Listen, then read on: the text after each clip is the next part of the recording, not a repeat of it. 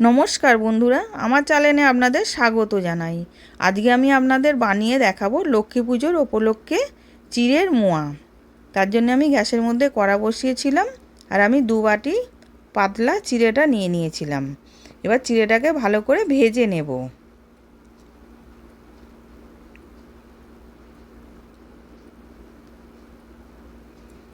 এবার চিড়েটা ভাজা হয়ে গেছে। এবার কি করে বুঝবো? আমি চিড়েটাকে হাতে করে নিয়ে ভেঙে দেখাচ্ছি।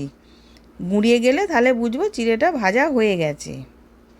এবার চিড়েটা ভাজা হয়ে গেছে, আমি নাবিয়ে রেখে দিলাম। এবার 2 বাটি চিড়ে নিয়েছি, এবার আমি 1 বাটি গুড় নিয়ে নিলাম। এবার ওটার মধ্যে কিছুটা জল দিলাম, দিয়ে ভালো করে পাক করে নেব গুড়টাকে।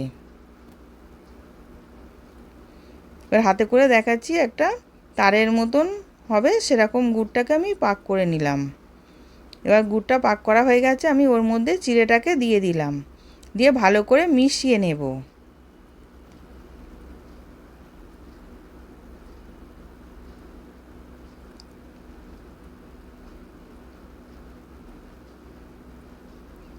এবার ভালো করে মেশানো হয়ে গেছে আর কিছুটা ঠান্ডাও হয়ে গেছে। এবার আমি হাতে করে গোল গোল করে পাকিয়ে নিচ্ছি চিড়ের মোয়াটাকে। এরকম করে এবার পুরোটাকেই আমি পাকিয়ে নেব।